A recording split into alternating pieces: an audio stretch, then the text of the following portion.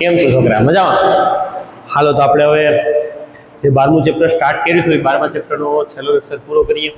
બે લેક્ચરની અંદર આપણે પ્રથમ લેક્ચરમાં પ્રસ્તાવના લગતા 5 થી 6 પેજ પૂરા કર્યા હતા, જેમાં આપણે વિદ્યુત ક્ષેત્ર રેખાઓ ચુંબકીય ક્ષેત્ર રેખાઓ, ચુંબકીય ક્ષેત્ર, જમણા હાથના અંગૂઠા નિયમ વિશે જોયું હતું. બીજા લેક્ચરની અંદર આપણે સોલેનોઇડ અને લૂપ વિશે માહિતી મેળવી.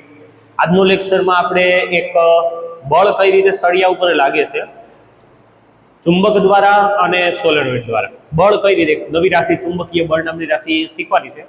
અને ચુંબકીય બળ નામની રાશિની દિશા શોધવા માટે ફ્લેમિંગોનો ડાબા હાથનો નિયમ આપણે ભણવાનો છે. અને પછી છેલ્લે આપણે ઘરેલું પરિપથો, એક જ લેક્ચરમાં બધું પૂરું કરશું, તો જરાક બોર્ડ ઉપર ધ્યાન રાખજો. હાલો, પહેલા તો આપણે બળ નામની રાશિ ભણીએ. જો અત્યાર સુધી આપણે આગલા ચેપ્ટરની અંદર એક રાશિ શીખીને આવ્યા, ઈ છે વિદ્યુત પ્રવાહ, જેને આપણે સંજ્ઞામાં આઈ કહેતા. પછી આ પાઠની સ્ટાર્ટિંગમાં આપણે એક નવી રાશિ ભણ્યા, ચુંબકીય ક્ષેત્ર, જેને સંજ્ઞામાં બી કહેતા. હવે ત્રીજી રાશિ આવે છે ચુંબકીય બળ, જેને સંજ્ઞામાં આપણે એફ કહેશું. આના વિશે ડિટેલમાં આપણે સાયન્સમાં શીખશું.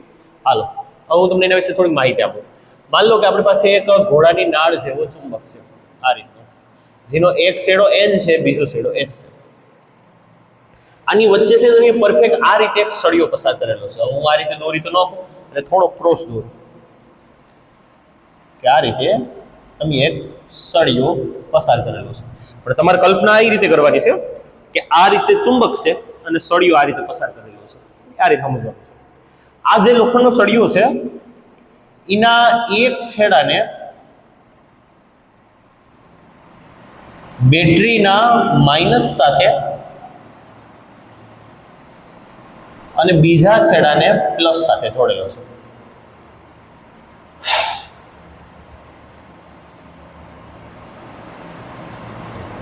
આ રીતે બેટરી સાથે આનું કનેક્શન આપેલું છે. હવે પહેલી વાત કરીએ તો કે ભાઈ ચુંબક દ્વારા N થી S તરફ ચુંબકીય ક્ષેત્ર રેખાઓ નીકળતી હોય છે. તમને મને બધાને ખબર છે, આપણે ભણી ગયા. હવે આ સળિયો છે, તો સળિયામાં જ્યારે વિદ્યુત પ્રવાહ પસાર થાય તેની આસપાસ ઉત્પન્ન થતું ચુંબકીય ક્ષેત્ર કંઈક આવું હશે. ઓલી ક્ષેત્ર રેખાઓને આમ જાઓ અને આ જે સળિયો છે એનું ક્ષેત્ર રેખાને આમ જાઓ. કહેવાનો અર્થ કે ચુંબકીય ક્ષેત્રને અહીંથી આમ જાવ છે આ દિશામાં, અને જે સળિયો છે એની આજુબાજુનું ચુંબકીય ક્ષેત્ર આમ ફરે છે. એટલે બે ક્ષેત્ર, ચુંબકનું ક્ષેત્ર અને સળિયાનું ક્ષેત્ર એકબીજાને વિરોધ કરશે. તો શું થાય ભાઈ? વિરોધ કરશે તો અપાકર્ષણ થાય, તો સળિયાની ગતિ થશે. બસ. હવે બસ એટલે તો આપણે એવું લાગે સળિયાની ગતિ થાય, એ બહુ મોટી વાત છે, બહુ મોટી વાત છે. અહીંયા જોજો, આપણે ખાલી એક ચુંબક કુદરતી વાપર્યો ને એક કૃત્રિમ ચુંબક એટલે સોલેનોઇડ વાપર્યું, એની મદદથી આપણે સળિયાની ગતિ કરાવી શક્યા. મતલબ સળિયા ઉપર બળ લાગ્યું જેનાથી સળિયું ગતિ ગયું. સમજો, આ ગતિ કરાવવા માટે તમે ફક્ત એક જ કામ કર્યું છે. શું કામ કર્યું છે? ફક્ત અહીંયાથી સ્વિચ સ્ટાર્ટ કરી છે. સ્વિચ શરૂ કરતા સ્વિચ શરૂ થઈ એટલે ઓટોમેટિક સળિયો ગતિ કરવા માંડ્યો. આનાથી આપણે શું શીખવા મળ્યું? કે આપણે વિદ્યુતની મદદથી પદાર્થોને ગતિ પકડાવી શકીએ. હવે અત્યારે આપણા માટે સિમ્પલ છે કે આપણે સાફ શરૂ કરીએ તો પંખો ફરવાની શરૂઆત થઈ જાય. પણ જે સમયમાં પંખાની કે આવી કોઈ વસ્તુની શોધ નથી થઈ, ત્યાં આ શોધને બહુ અગત્યની માનવામાં આવે છે. અને આ શોધના પ્રણેતા, બનાવવાવાળા વૈજ્ઞાનિક હતા એમ્પિયર, જે આપણે વિદ્યુત પ્રવાહનો એકમ મેળવ્યા હતા. એણે આના વિશેની માહિતી આપી કે જ્યારે પણ તમે બે ચુંબકીય ક્ષેત્ર એકબીજાનો વિરોધ કરતા એવી પરિસ્થિતિ ઉત્પન્ન કરો કે જે ચુંબકીય ક્ષેત્ર એકબીજાનો વિરોધ કરે. અસાધારણ સમજો, જો આ ચુંબક હતો, આનો N છે, આ S છે, અહીંથી ચુંબકીય ક્ષેત્ર આમ જતું, અહીંથી ઉત્પન્ન થઈ આમ, અહીંથી ઉત્પન્ન થઈ આ રીતે.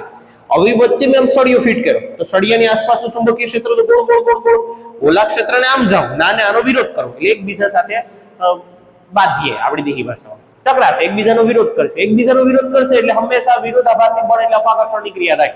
તો અપાકર્ષણને કારણોસર જો આ ચુંબક ચોટેલો છે તો સળિયો અહીંથી ગતિ કરીને ભાગશે. સળિયો સ્થિર છે તો ચુંબક ગતિ કરશે. તો કોઈ એક વસ્તુમાં તમને ગતિ જોવા મળશે. કહેવાનો ભાવ કે કોઈ એક વસ્તુ ગતિ કરશે એટલે એક વસ્તુ ઉપર ત્રીજી નામની રાશિની અહીંથી ઉત્પત્તિ થઈ બળ. હવે બળ કઈ દિશામાં લાગે એના વિશે હું તમને થોડીક માહિતી આપી દઉં. આ બળનું સાયન્સમાં એક સૂત્ર આવશે, F બરાબર IL D હતું, શું હતું, લગભગ લોરેન્ઝ બળ નામનું સૂત્ર આવે, IL બી વિદ્યુત પ્રવાહ ચુંબકીય ક્ષેત્ર ILB sin થીટા આવું એક સૂત્ર આવશે. I એટલે વિદ્યુત પ્રવાહના સમપ્રમાણમાં હોય છે, લંબાઈના સમપ્રમાણમાં હોય છે. લંબાઈ વધશે તો બળ વધારે લાગશે, ગતિ કરશે, અને ચુંબકીય ક્ષેત્રમાં જેટલું વધશે એટલું બળ વધારે લાગશે. પણ મહત્વની વસ્તુ છે અહીંયા sin થીટા. જો આમાં શીખવા જેવું શું છે ધ્યાન દેજો ખાસ, કે જો તમારે આ ચુંબક છે નો N ધ્રુવ અને આ S ધ્રુવ, આની વચ્ચે સળિયો તમે આ રીતે રાખો, જો મારી માર્કલ છે ને એ રીતે, તો ચુંબક સાથે આ સળિયો આમ તમે જોવો તો 90 ડિગ્રીનો ખૂણો બનાવે છે. 90 આ ચુંબક છે એની સાથે આમ સળિયો આમ રાખેલો છે અથવા ચુંબક આમ છે, તો વચ્ચે બનતો ખૂણો 90 અંશનો છે.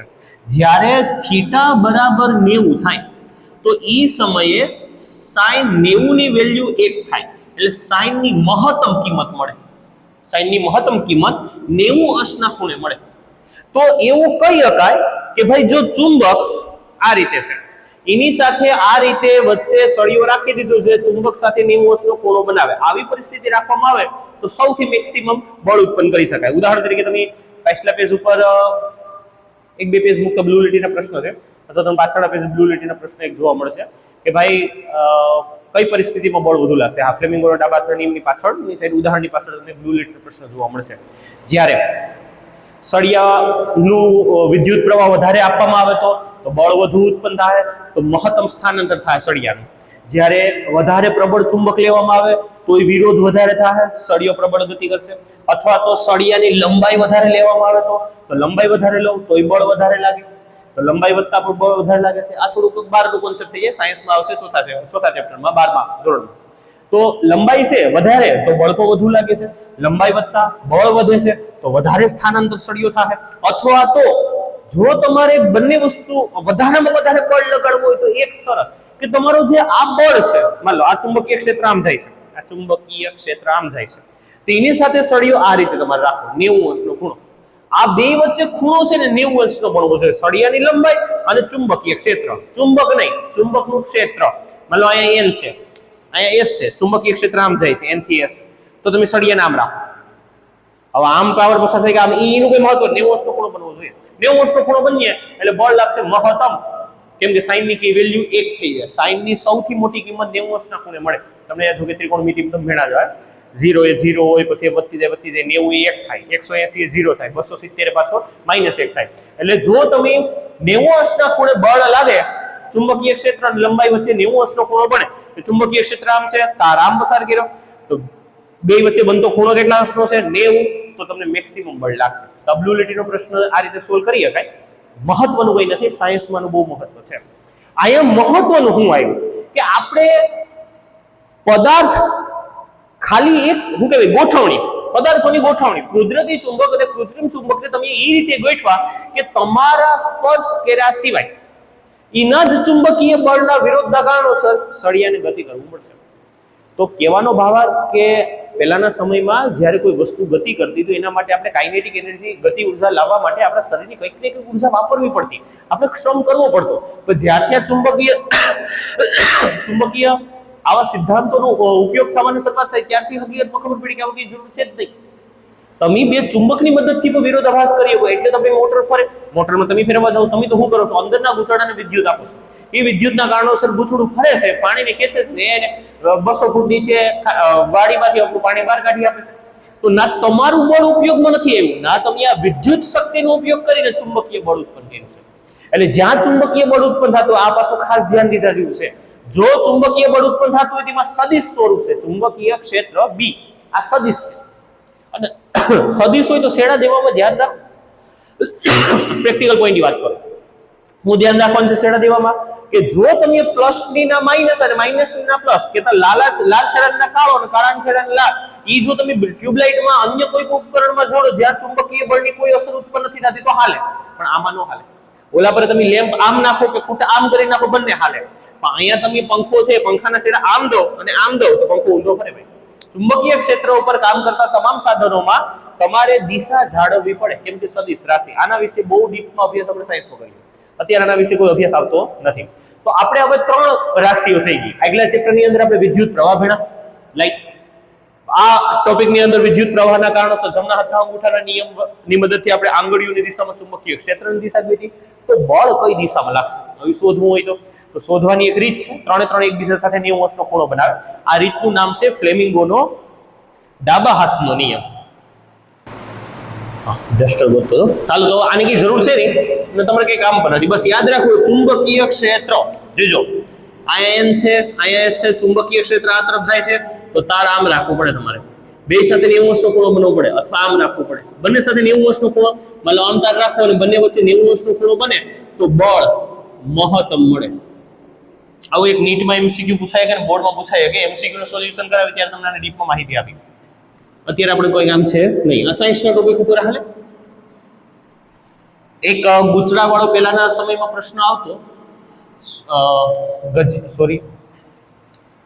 આ રીતનો એક ગુચડાવાળો ટોપિક આવતો મોટરમાં. આ બે ચુંબક હોય એન અને એસ, આ બાજુ છે એ બી સી ડી, પછી રિંગ રાખેલી હોય ને એનાથી આ રીતે આમ બેટરી જોડેલી હોય ને એની મદદથી મોટરને ફેરવતા, ગુચડાને ફેરવતા. તો સાંભળજો, આ ચાર બાજુ છે, પેલી એ બી, બીજી બી સી, ત્રીજી સી ડી અને ચોથી ડી એ, આમ બાજુ છે ચાર. જોજો તો હવે તો આમાં બળ છે ને ચુંબકીય ક્ષેત્ર આમ છે એન થી એસ, તો એના 90 અંશના ખૂણે કઈ બાજુ છે તો કે એ બી. તો સાંભળજો, મહત્તમ બળ ઈ એ બી અને સી ડી બાજુ ઉપર લાગશે. આ બાજુ ને આ બાજુ અહીંયા પણ 90 અંશનો ખૂણો બને છે. અને ન્યૂનતમ બળ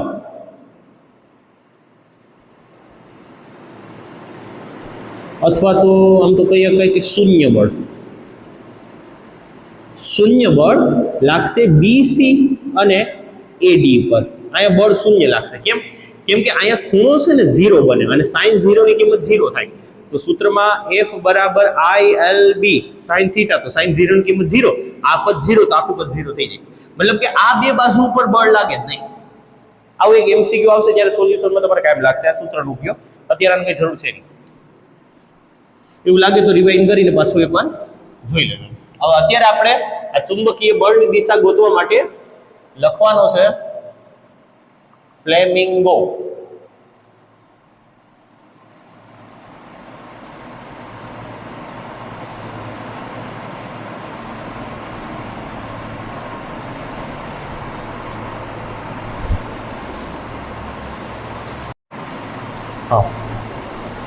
તો નિયમ છે ફ્લેમિંગો નો ડાબા હાથનો નિયમ. અમે ડાબા હાથ કેમ આપ્યો? કેમ કે પેલા બે નિયમ આવતા. ડાબા હાથનો નિયમ મોટરના સિદ્ધાંત ઉપર કાર્ય કરે, તો જમણા હાથનો નિયમ છે એ જનરેટરના સિદ્ધાંત ઉપર કાર્ય કરે. કેમેરો રેડી છે, હાલવાનું. હાલો તો નિયમ શું કે? હાલો તો ધ્યાન દેજો. હવે આપણે આમાં 3 આંગળીએથી હાલવાનું છે. મારો આ ડાબો હાથ છે, તો ડાબા હાથમાં જે આ વચલી આંગળી છે આને આમ કેવા જાય તો મોટી આંગળી પર કહી શકાય અથવા તો મધ્યગા બોલવામાં આવે, અને પ્રથમ આંગળી બોલવામાં આવે, આને અંગૂઠો બોલવામાં આવે, અને તર્જની બોલવામાં આવે. તો આ 3 આંગળીને આપણે લઈને હાલવાનું છે, મોટી આંગળી, પ્રથમ આંગળી અને અંગૂઠો. પહેલેથી સ્ટાર્ટ કરવાનું કે ભાઈ ફ્લેમિંગોના ડાબા હાથના નિયમ મુજબ મોટી આંગળી એટલે કે મધ્યગાના દિશામાં પહેલો શબ્દ ઉપાડવાનો. પહેલો આપણે શું ભણ્યા તો કે વિદ્યુત પ્રવાહ ને રાખતા પ્રથમ આંગળીની દિશામાં, જો પાછું બોલું, ફ્લેમિંગોના ડાબા હાથના નિયમ મુજબ વિદ્યુત પ્રવાહની દિશામાં મધ્યગાને અને ચુંબકીય ક્ષેત્રની દિશામાં પ્રથમ આંગળીને રાખતા, મધ્યગાની દિશામાં વિદ્યુત પ્રવાહને રાખતા અને પ્રથમ આંગળીની દિશામાં ચુંબકીય ક્ષેત્રને રાખતા ચુંબકીય બળ અંગૂઠાની દિશામાં મળશે. માન લો પાવર આમ જાય છે તો એની દિશામાં તમે આંગળી રાખી દો. ચુંબકીય ક્ષેત્ર કેમ ઉત્પન્ન થાય? તો જમણા હાથનો અંગૂઠાનો નિયમ તમારે લગાડી કે આમ ઉત્પન્ન થાય એટલે ઉપર જાય તો આમ રાખ્યું તો બળ આ દિશામાં લાગશે. પાવર આમ આવે છે તો બળ આ દિશામાં લાગશે. પાવર આમ જાય છે નીચે તો બળ આ દિશામાં લાગશે. પાવર આમ જાય છે ઉપર તો બળ આ દિશામાં લાગશે. એટલે કહેવાનો મતલબ પાવર ઉપર હાલે. એટલે કઈ રીતે બોલવાનું પાછું એકવાર લખીને પેલા સમજાવું પછી જોઈએ કે ભાઈ કે ફ્લેમિંગો ના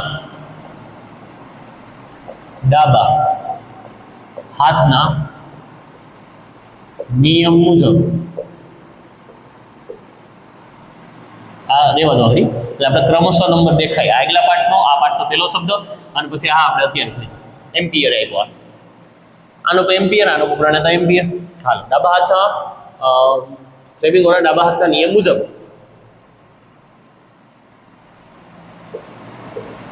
મધ્યગા એટલે મોટી આંગળી ની દિશામાં,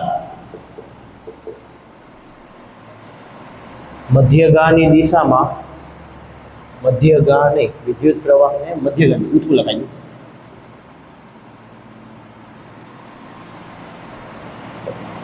પહેલો શબ્દ વિદ્યુત પ્રવાહ. વિદ્યુત પ્રવાહ ની દિશામાં મધ્યગાને અને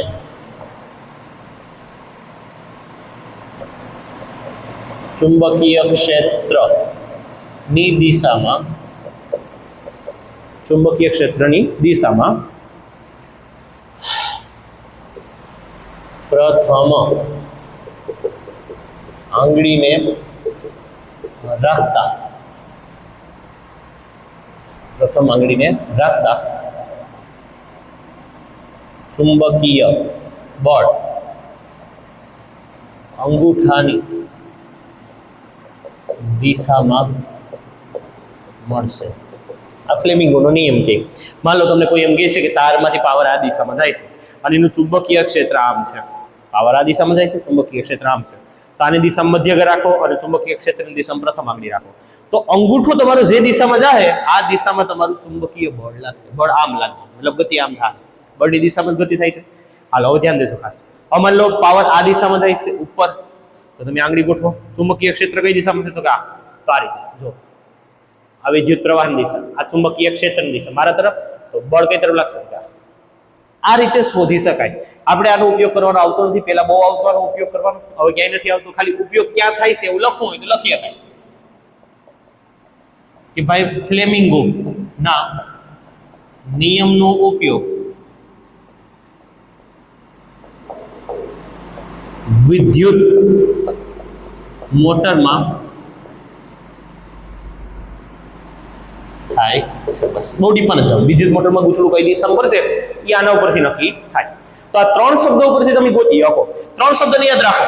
પહેલો શબ્દ આગલા પાઠનો વિદ્યુત પ્રવાહ, આ પાઠનો પહેલો શબ્દ વિદ્યુત ક્ષેત્ર અને પછી આવે વિદ્યુત બળ. તો પહેલેથી શરૂઆત કરવાની કે ફ્લેમિંગોના ડાબા હાથના નિયમ મુજબ મધ્યગા એટલે મોટી આંગળીની દિશામાં વિદ્યુત પ્રવાહ પહેલો શબ્દ લેવાનો, પછી બીજો શબ્દ કોણ છે? ચુંબકીય ક્ષેત્ર. તો લેવાનું કે પ્રથમ આંગળી દિશામાં ચુંબકીય ક્ષેત્રને રાખતા, અથવા જો ફ્લેમિંગોના ડાબા હાથના નિયમ મુજબ વિદ્યુત પ્રવાહ પહેલો શબ્દ તો છેલ્લેથી શરૂઆત કરો, ત્રણ આંગળી માહિતી. તો કે વિદ્યુત પ્રવાહની દિશામાં મધ્યગાને, ચુંબકીય ક્ષેત્રની દિશામાં પ્રથમ આંગળીને રાખતા ચુંબકીય બળ અંગૂઠાની દિશામાં મળશે. આ રીતે તો વિદ્યુત પ્રવાહની દિશામાં મધ્યગાને, ચુંબકીય ક્ષેત્રની દિશામાં પ્રથમ આંગળીને રાખવામાં આવે તો ચુંબકીય બળ અંગૂઠાની દિશામાં મળશે. આમ ચુંબકીય બળની દિશા ગોતી શકાય. ક્યાં ઉપયોગ થાય છે? તો કે વિદ્યુત મોટરમાં. હાલો, આને આપણે લખવાનું છે. ફ્લેમિંગોનો નિયમ ફરજિયાત આપણે પાકો કરવાનો છે. ભાઈ પૂછવાની શક્યતા 1 માર્કમાં અને 2 માર્કમાં બંનેમાં છે. મહત્તમ તો 1 માર્કમાં જ પૂછાય. લખી લો હાલ. એટલે આપણે પાઠના છેલ્લા ટોપિક ઉપર જઈએ. રેડી? હાલો, તો હવે આપણે દોરીએ પરિપથ કે ઘરની અંદર જે આપણું જોડાણ હોય છે એ કેવા પ્રકારનું હોય છે. હવે એના વિશેના મુદ્દાઓ નથી લખતો, કેમ કે અહીંયા જે દોરી ગયેલું તમને પોઈન્ટ સમજાવું એ તમને આવડી ગયા તો બધું વસ્તુ આવડી જાય. અસાઇનમેન્ટની અંદર તમે એના મુદ્દા લખી આવો. રેડી? શોર્ટ સર્કિટ કીને કહેવાય. આ છે તે બધી વસ્તુ અસાઇનમેન્ટમાં લખેલી છે. તમે ફક્ત અહીં ડેફિનેશન અને ડાયાગ્રામ લખી લો. ડાયાગ્રામ શું છે? ડાયાગ્રામ 2 માર્કમાં પૂછાય, લગભગ આ વખતે 2026માં પૂછાયેલું છે. હાલો, તો આપણે જોઈએ ઘરેલું વિદ્યુત પરિપથ. ઘરમાં વિદ્યુત પરિપથ કેવો હોય? તો ભાઈ જો ઘરની અંદર જે પીળા કલરની સર્વિસ આવે ને, એમ તમે કોઈક દિવસ જો તો એમાં 2 પ્રકારના વાયર આવેલા હોય. એક વાયર હોય છે આપણી પાસે છે માર્કર, તો લાલથી દોરીએ. એક વાયર હોય છે લાલ અને એક વાયર હોય છે કાળો. હવે શું છે? પહેલા તો નામ લખી લો. જે લાલ કલરનો વાયર છે ને અને કાળા કલરનો, આ લાલ કલરના વાયરને બોલવામાં આવે છે લાઈવ વાયર. લાઈવ એટલે જીવતો, અથવા તો પોઝિટિવ અથવા ફેસ, આવા ઘણા બધા નામ આપવામાં આવે છે. તો આમાં જે કાળા રંગનો વાયર છે, આ કાળા રંગના વાયરને સાંભળજો, નેગેટિવ ન્યુટ્રલ આવા નામ આપવામાં આવે છે. આ આપણા ઘરમાં પાવર લઈને આવે છે અને વધેલા પાવરને અહીં સુધી પુગાડવો પડે. આપણે પહેલા ભણી ગયા, જો પ્લસ છેડેથી પાવર નીકળે તો માઇનસ છેડે સુધી પૂગે અને સાયકલ પૂરી થાય તો જ પાવર થી કોઈ ઉપકરણ હાલે. જો કાળો છેડો બ્રેક થાય, અહીંયા આપણે ઉપકરણ છે, કાળો છેડો બ્રેક થાય તો સાયકલ અહીં પૂરી નહીં થાય તો પાવર શરૂ નહીં થાય. એટલે ઘરની અંદર કોઈ પણ ઉપકરણ તમે જોડો એમાં સાયકલ બનાવવી પડે. સાયકલનો અર્થ કે પાછો ના સુધી પાવર જ્યાંથી આવ્યો ના સુધી પુગાડવો પડે. આ થાંભલો છે, નાથી પાવર આવ્યો છે તો પાછો ના પહોંચાડવો પડે. તો આપણા ઘરમાં લાલ વાયર પાવર લઈને આવે ને કાળો વાયર પાવર લઈને જાય. હવે તમારે કરવાનું શું છે, જોડવામાં તો હકીકતે લાલ વાયરની અંદર જ આવે ફ્યુઝ, પણ આપણે બંને ઠેકાણે દોરેલા છે તો આપણે બે ઠેકાણે દોરીએ.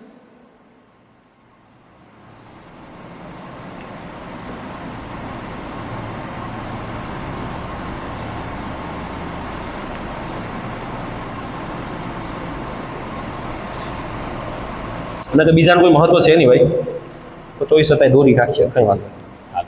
આ શું છે તો કે આ છે આપણું ભાઈ ફ્યુઝ.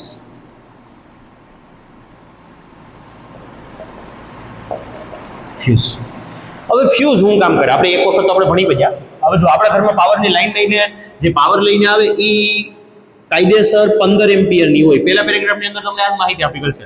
આપણા ઘરની અંદર બે પ્રકારની લાઈન જોવા પડે, 15 એમ્પિયરની અને 5 એમ્પિયરની. 5 એમ્પિયર છે ને એ ઓછા લોડમાં રાખવામાં આવે. ઓછું લોડ એટલે શું, મતલબ આપણે પંખામાં તમે ફ્લેક્સિબલ વાયર જોયો છે, એક કાળા કલરનો એક લાલ વાયર મજા આવે એમ મળે, ફ્લેક્સિબલ વાયર કહેવામાં આવે. એ 5 એમ્પિયરનો જોઈ છે, કેમ કે પંખાનો 60 વોલ્ટ કે 70 વોલ્ટ કે વધીને 100 વોલ્ટ જઈને પાવર જોતો એ હાવ મિનિમમ પાવર કહેવામાં આવે. તો એ પાવર સહન કરીએ કે એ માટે એમાં 5 એમ્પિયરનો વાયર રાખવામાં આવે છે. તો આપણા ઘરની અંદર માન લો ફ્રીજ લઈ લો, ઘરઘંટી લઈ લો, અથવા તો વોશિંગ મશીન લઈ લો, કુલર લઈ લો, ઓવન લઈ લો, ઇસ્ત્રી લઈ લો, તો આની અંદર છે ને આપણે ઉષ્મા ઉર્જા ઉત્પન્ન કરવાની છે, મતલબ વધારે પાવરની જરૂર છે. તો જે ઉપકરણમાં વધારે પાવરની જરૂર હોય ના 15 એમ્પિયરની લાઈન વપરાય છે વધુ લોડ માટે. અને આપણા ઘરમાં જે પીળા કલરની સર્વિસ તો આખા ઘરનો લોડ લઈને આવે, તો આખા ઘરનો લોડ લઈને આવે એટલે પીળા કલરની સર્વિસ 15 એમ્પિયરની હોય છે. આ 2 એમ્પિયરના વાયર હોય. હાલો આગળ જાય તો આપણા ઘરમાં જે લાલ કલરનો વાયર આવે છે એ પહેલા તો ફ્યુઝમાંથી થઈ અને આપણા મેઇન બોર્ડમાં આવે છે. હવે ફ્યુઝનું કામ શું છે? ફ્યુઝ છે, ફ્યુઝનું કામ શું છે ભાઈ? તો કે ફ્યુઝમાં આપણા ઘરમાં આવતા પાવરને રોકે છે. આમ કેવા જાય તો કેવા પાવરને રોકે છે સમજો. આ ફ્યુઝ વાયર છે ને અલગ અલગ એમ્પિયરના હોય છે. આપણે આગલા પાઠમાં આગલા લેક્ચરની અંદર આપણે ભણ્યા હતા 11મા પાઠની અંદર કે ફ્યુઝ વાયર ભાઈ તમે 3 ampere, 5 ampere, 7 ampere, 10 ampere, 20 ampere ગમે એટલા એમ્પિયરનો ફ્યુઝ વાયર લઈ આપો. પછી કેવો લેવો જોઈએ? તમારા ઘરનો લોડ જો 1 કિલોવોટ અવરનો હોય, એક આપણે એમસીક્યુ લખ્યો હતો, 1 કિલોવોટ અવરનો તમારા ઘરમાં લોડ છે, 1 કિલોવોટ કલાકમાં ખવાઈ જાય છે તમારે, મતલબ 1 યુનિટ તમે કલાકમાં ખાઈ જાવ છો, તો તમારે 4.5 એમ્પિયરનો વાયર લેવો પડે. સોરી, તમારે 4.5 એમ્પિયરનો ફ્યુઝ વાયર લેવો પડે. 4.54 આવો આપણે આંકડો લખ્યો હતો. તો ઈ દાખલાના મદદથી તમે કુલ એમ્પિયર તમારા ઘરનો કેટલો લોડ છે એ તમે ગોતી શકો. આપણે મીટરમાં જોઈ લો કે આપણે 10 મિનિટના ગાળામાં અથવા 1 કલાકનો મેં કેટલા કિલોવોટ અવર ખાધા છે ભાઈ? 3 ખાધા છે. તો જે 4.54 ગુણ્યા 3 કરી નાખો, એટલા એમ્પિયરનો ફ્યુઝ વાયર લઈ આવો. એના કરતા થોડોક મોટો લેવાનો, મતલબ 15 એમ્પિયરનો તમારા ઘરમાં લોડ છે તો 17 એમ્પિયરનો વાયર લો, 18 એમ્પિયર લો, 20 એમ્પિયર લો, બસ એનાથી વધારે નહીં. માન લો મેં મારા ઘરમાં 15 એમ્પિયરનો લોડ છે અને મેં 20 એમ્પિયરનો તાર નાખી દીધો. હવે જો અહીં તમને પહેલી ઘટના સમજાવું, ઓવરલોડિંગ. હું લખતો નથી, બાકી છે હાઉસિંગ વ્યાખ્યા. ઘરમાં લાવતા વિદ્યુત પ્રવાહ ધારિત તારમાં એકાએક વિદ્યુત પ્રવાહમાં વધારો થાય અને ઓવરલોડિંગ કહેવામાં આવે. શું વધી જાય વિદ્યુત પ્રવાહ? આપણા ઘરમાં કેટલા એમ્પિયર આવતો હતો? 15 એમ્પિયર આવતો હતો, 20 એમ્પિયર આવતો હતો, અચાનક જ 50 એમ્પિયર આવી ગયો. આવું ક્યારે થાય? ચોમાસા દરમિયાનમાં લોકો ક્યાંક વીજળી પડે છે, અચાનક જ વીજળી આપણા થાંભલામાં જ પડી અને એ થાંભલામાં કનેક્શન આપણું જ બાજુમાં હતું, આજુબાજુના બધા જ ઘરોમાં એ પાવર ગયો. તો આવા ઊંચા એમ્પિયર વાળો કે ઊંચા વોલ્ટેજ વાળો વિદ્યુત પ્રવાહ જ્યારે આ તારમાંથી પસાર થાય તો આ નિમ્ન કક્ષાના એમ્પિયરનો તાર હતો. એમ્પિયરનો તાર એટલે વધારે પ્રમાણમાં વિદ્યુત પ્રવાહ પસાર થાય તો તમને યાદ છે કે ઉષ્મા ઉર્જા અને વિદ્યુત પ્રવાહ એકબીજાના વર્ગના સમપ્રમાણમાં હોય. જો વિદ્યુત પ્રવાહ વચ્ચે માન લો પેલા 10 હતું અને હવે 50 થઈ ગયો તો 5 ગણો થયો તો એનો વર્ગ થાય, એટલે તમારા ઘરની અંદર પેલા જેટલી ગરમી ઉત્પન્ન થતી એના કરતા 25 ગણી ગરમી ઉત્પન્ન થાય. પાછું એકવાર બોલું, તમારા ઘરમાં પેલા 10 એમ્પિયર પાવર આવતો હતો અને અચાનક વીજળી પડીને 50 એમ્પિયર થઈ ગયો તો કેટલા ગણો થયો? 5 ગણો. તો 5 નો વર્ગ કરવાનો, 25 ગણો, 25 ગણી વધારે ઉષ્મા ઉર્જા ઉત્પન્ન થાય, જેના કારણોસર આ વાયર બળી જાય. વાયર બળી ગયો તો પાવર આવશે તો ખરો, આગળ નહીં જાય, કેમ કે પાવર ના કારણોસર આપણો જે તાર હતો એ પડી ગયો, કનેક્શન કટ થઈ ગયું, તો ઘર બચી ગયું. આમ ઘરને બચાવવા માટે ફ્યુઝ વાયરને આ રીતે વાયરને બ્રેક કરી ફ્યુઝને વચ્ચે જોડવામાં આવે છે. એટલે યાદ રાખજો, આપણા ઘરમાં ફ્યુઝ એક જ એવું હોય છે જે શ્રેણીમાં હોય છે. એટલે આપણા ઘરમાં શોર્ટ સર્કિટ છે, સોરી, આપણા ઘરમાં જે આ ઓવરલોડિંગની ઘટના છે એનાથી તમને બચાવવા વાળો કોણ? તો કે ફ્યુઝ. હવે આ ફ્યુઝ માંથી જે વાયર પસાર થઈ અને આપણા ઘરમાં આવે એ પ્રથમ આવે મીટરમાં. આ ખાલી આ રીતે લખી નાખો, વિદ્યુત મીટર, એટલે હાલે. બહુ કઈ તમારે ડીપમાં લખવાની જરૂર નથી. આ વિદ્યુત મોટર છે, ખાલી રાખવાની નીચે લખો તે હાલે. આ આપણા ઘરમાં શું કરે ભાઈ? મારા ઘરમાં કેટલા આવ્યા? તો કે 220 વોલ્ટ. ગયા કેટલા? તો કે ભાઈ 10 વોલ્ટ ગયા. તો મેં કેટલા ખાધા? 210 વોલ્ટ ખાધા. આનું મારું બિલ બને. એ નોટિસ કરતો રહે કે ભાઈ આવ્યા હતા કેટલા, ગયા કેટલા, આવ્યા હતા કેટલા, ગયા કેટલા. એ આપણો મીટર છે સતત માપ લીધા કરે, વિદ્યુત મીટર. હાલો, વિદ્યુત મોટરમાંથી આપણું ઘર બહુ નાનું એવું છે ધારો કે, તો અહીંયાથી સીધો એક પહેલા તો મેન સ્વિચ બોર્ડ આવે, અથવા તો અત્યારના સમય પ્રમાણે રોબોટ સિસ્ટમ આવે. આ મેન સ્વિચ બોર્ડ છે, તો તમારે એમાં શું રીતે દોરવાનું? એક મોટું હેન્ડલ દોર નાખવાનું આ રીતે, નાની મોટું આમ રીતે સ્વિચ 4-5 લાઈનમાં આમ ફિટ કરી દેવાની. 3 લાઈન આમ કરી દો તો હાલે. કેટલી સ્વિચ છે, કામ પૂરું. આ કોણ છે? તો કે આ છે સ્વિચ બોર્ડ. સ્વિચ બોર્ડની અંદરથી આપણા ઘરમાંથી પાવર નીકળે છે, સોરી, સ્વિચ બોર્ડમાંથી પાવર નીકળે છે અલગ અલગ ઉપકરણોમાં જાય છે. તો જરા ધ્યાન દેજો. કલર બદલાવી, લાલ કલરનો પાવર લઈને આવે છે. અહીંથી લાલ કલરનો વાયર નીકળો, એ શું કરીએ? માનો આપણી પાસે 3 ઉપકરણ છે અત્યારે હાલમાં મારા ઘરમાં. એક છે મારી પાસે પંખો. જો ઉપકરણને દોરવાની 2 રીત છે, હું આ રીતે દોરું, ત્રિકોણની રીતે. આ મારું પહેલો ઉપકરણ, અમારી પાસે બીજું ઉપકરણ, અને અમારી પાસે ત્રીજું ઉપકરણ. દેખાય છે ને? અમારી પાસે 3 ઉપકરણ છે, ધ્યાન દેજો ખાસ. તો કનેક્શન કેમ કરવાનું? લાલ કલરનો જે વાયર લઈને આવે ને પાવર, એને તમે સીધું આ ત્રિકોણના આ સાઈડે ખૂણે આપી દો પાવર. કે જો ભાઈ પાવર આ આવ્યો, આ પંખાને દીધો, અહીંથી ફ્રીજને દીધો, આ ટીવીને દીધો, તો જોઈજો અહીંથી ફાટા પડ્યા, દેખાય છે? આ બિંદુ પાસેથી ફાટા પડ્યા, એટલે આ ઘરની અંદરનું સમાંતર જોડાણ દર્શાવે. હવે પાવર લઈને આવ્યો તો પાવર પાછો દેવો પડશે ને, ન્યુટ્રલ વાયર પુગાડતો પડશે. તો તમે જોયું હે, એક વાયરમાંથી પંખામાંથી નીકળીને પાછો 7 ના સુધી રિટર્ન જતો હોય, તે અહીંથી તમારે દોર નાખવાનો આ ન્યુટ્રલ વાયર. હવે જરાક દિશા દર્શાવો. પાવર અહીંથી આમ આવે છે, અહીંથી આમ જાય છે, અહીંથી આમ આવે છે, અહીંથી આમ જાય છે, અહીંથી આમ જાય છે, અહીં અંદર આવ્યો, અહીં અંદર આવ્યો, અહીં અંદર આવ્યો, બાકી પાવર આમ આગળ જાય છે. અહીંથી પાવર વધેલો પાવર અહીંથી રિટર્ન થયો,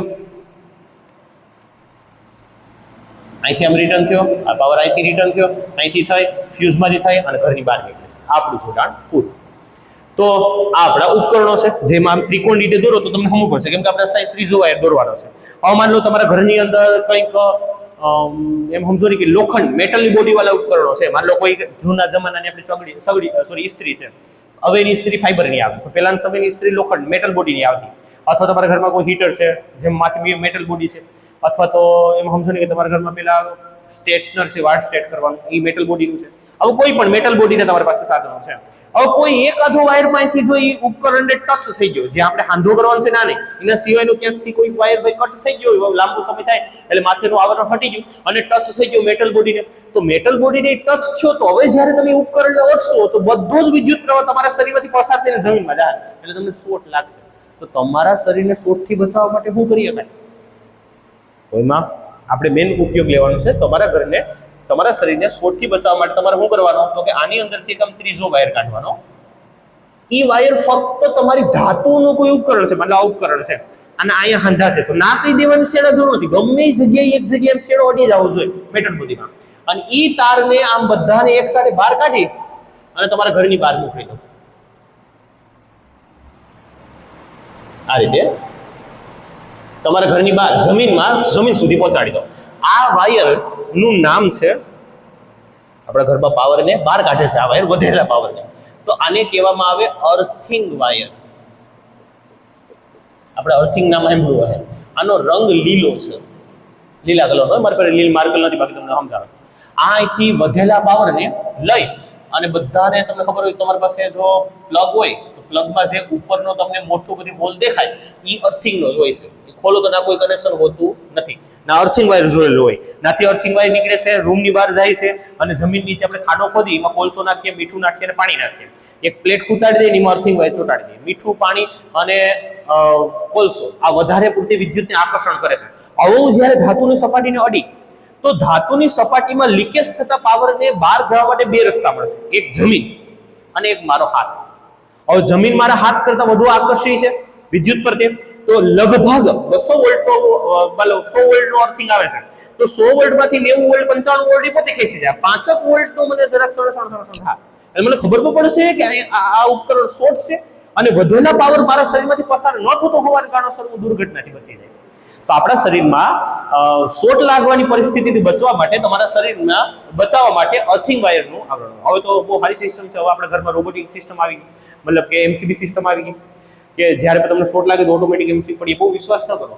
ભગવાને લખી દીધું કે સર સઠ્ઠીના લેખ એમ લખી દીધા કે આ જવાનું છે તો એમસીબીમાં ધૂળ જામી જાય, ગરોડી ઈંડા મૂકી જાય, આવી કોઈ પરિસ્થિતિ આવે ને આપણે જ્યારે અડીએ તો આપણા સમય આવી ગયો હોય તો એમસીબી પડે નહીં. આવું થઈ શકે, હવે તો ભગવાનના હાથમાં છે. પણ અત્યારે આપણે ઓલ ઓવર પરિસ્થિતિ માટે વાત કરીએ તો તમારા શરીરને શોર્ટ લાગવાથી બચાવવા માટે એમસીબીનો ઉપયોગ કરી શકાય, અથવા તો તમે આ અર્થિંગ વાયરનો ઉપયોગ કરી શકો. ચોમાસા દરમિયાન તમારી કોઈ દિવાલ છે ભેજયુક્ત થઈ ગઈ, તમે અડો એટલે શોર્ટ આવો, તો તમે એક કામ કરો, જે ઘરમાં લાઇટ નથી તો એ દિવાલમાં કોઈ પણ એક ખૂણે તમે ખીલ્લી કૂતાડી દો, નાથી એક કોપરનો વાયર જોડી દો અને કોપરના વાયરને આજુબાજુની કોઈ પણ જગ્યાએ પાણી આમ જરાક ખાડો ખોદી, ના પાણી તો હોય છે ચોમાસામાં ભેજવાળો વિસ્તાર, તમે મીઠું કોલસો નાખીને ના એક નાનો લોખંડનો હરિયો ખોતાડી દો અને બાંધી દો. હવે તમે દિવાલને અડો જઈ લાઈટ આવે તો તમને સેજ એવો મહેસૂસ થાય કે દિવાલમાં શોર્ટ છે. પહેલા જેવો શોર્ટ લાગતો થયો નહીં, કેમ કે હવે એનો શોર્ટ તમે જમીન સુધી તાર દ્વારા કનેક્શન કરીને પહોંચાડી દીધો. મોટા બધા થાંભલા હોય તો એમાં એક લાંબો બધી વાયર નીચે ઓલો ખૂટો નાખીને નાખેલો, એ શું હોય છે? અર્થિંગ હોય છે. જ્યારે વીજળી પડે તો મોસ્ટ ઓફ વાયર પાવર છે એ આજુબાજુના ઘરમાં જવાની જગ્યાએ જમીનમાં વયો છે, એ માટે જોડાણ આપેલું હોય છે. તમે મોટી મોટી સિમનીઓ જોઈ તો એમાં ત્રિશુલ હોય છે, માતાશ્રીનું ત્રિશુલ નથી હોતું, અર્થિંગનું ત્રિશુલ હોય છે. તો એ ત્રિશુલ વિદ્યુત પ્રવાહને સીધું જમીનમાં નાખી દે. આપણે દ્વારકા મંદિરમાં પણ તમે જુઓ આ સાઈડ ઉત્તર દિશા તમે જો તો ઉપરથી આમ પ્લેટ આવતી તમને દેખાય, એવું છે અર્થિંગ છે કે કોઈ ઉપર વીજળી કે એવું પડે તો અર્થિંગ દ્વારા સીધે જમીન પાવરમાં ઉતરી જાય, પાવર જમીનમાં ઉતરી જાય. તો કહેવાનો અર્થ કે જો તમને શોર્ટ લાગવાથી પરિસ્થિતિથી બચવું હોય તો અર્થિંગ વાયર લેવાનો. ઓવરલોડિંગ થાય ને તમારા ઘરના ઉપકરણ બળી ન જાય એ માટે તમારે ફ્યુઝનો ઉપયોગ કરવાનો. તો હવે છેલ્લી ક્રિયા રહી જે આપણે ભણવાની રહી છે એ છે શોર્ટ સર્કિટ. શોર્ટ સર્કિટ શું છે? આપણા ઘરમાં કાળો ને વાયર લાલ અત્યારે મેં તમને આમ અલગ દેખાડ્યા છે, તો તમે જો પીળા કલરની સર્વિસમાં બે ભેગા, પંખામાં વાયર જતો હોય તો બે ભેગા હોય, ઇસ્ત્રીમાં વાયર જતો હોય તો બે ભેગા હોય, બે ભેગા છે. લાંબો સમય થયો તો વધારે વિદ્યુત પ્રવાહ જ્યારે તારમાં પસાર થાય તમને મને બધાને ખબર છે ઉષ્મા ઉર્જા ઉત્પન્ન થાય છે, જેના કારણસર માથેનું પ્લાસ્ટિકનું આવરણ છે ને ધીમે ધીમે નબળું થતું જાય, અથવા તમારો વાયર તડકામાં છે, બહારથી ગરમી મળે છે, વાયર નબળું થાય છે, અથવા તો તમારા ઘરમાં રહેતા આપણા સહભાગી ઉંદર મામા એ માથેથી આવરણ કાપી નાખ્યું, રબરનું આવરણ છે, પ્લાસ્ટિકનું આવરણ હતું કાપી નાખ્યું. તો જ્યારે આ ન્યુટ્રલ વાયર પાવર લઈને જતો હતો અને ફ્રેશ પાવર લઈને આવતો હતો લાલ કલરનો વાયર, એ જ્યારે એકબીજાને સંપર્કમાં આવે તો અહીંયા ઇલેક્ટ્રોનની દિશા છે ને એ એકબીજાથી વિરુદ્ધ છે પરસ્પર. આમાં પાવર આમ જાય છે, આમાં પાવર આમ આવે છે, તો ઇલેક્ટ્રોનનું અથડામણ થાય. ઇલેક્ટ્રોનનું અથડામણ થાય એટલે ઇલેક્ટ્રોન જ્યારે અથડાય તે ફોટોન ઉત્પન્ન થાય, કહેતા ઉષ્મા ઉર્જા ઉત્પન્ન થાય, પ્રકાશ ઉર્જા ઉત્પન્ન થાય, ગરમી ઉત્પન્ન થાય. હવે ગરમી ઉત્પન્ન થાય એટલે જે જગ્યાએ આ વાયર શોર્ટ થયા, હવે આ બે વાયર ભેગા થઈ ગયા, તો આ લાલ કલરનો વાયર એ મહત્તમ વિદ્યુત પ્રવાહ ખેંચશે બાજુ સમજીને કાઢા એટલે બાજુ, અને કાળા કલરનો વાયર તો મહત્તમ વિદ્યુત પ્રવાહ ખેંચશે. એટલે જ્યાં પણ જો કે શોર્ટ સર્કિટ થતી હોય તો તમને એમ લાગે લાઈટ ડીમ થઈ ગઈ, લાઈટ ડીમ નથી થઈ ગઈ. જ્યાં શોર્ટ સર્કિટ થઈ તો એ જગ્યાએ બધો પાવર ખેંચાઈને વયો ગયો, ઘરમાં જે પાવર આવતો હતો એ પણ મહત્તમ ના ખેંચાઈને વયો ગયો.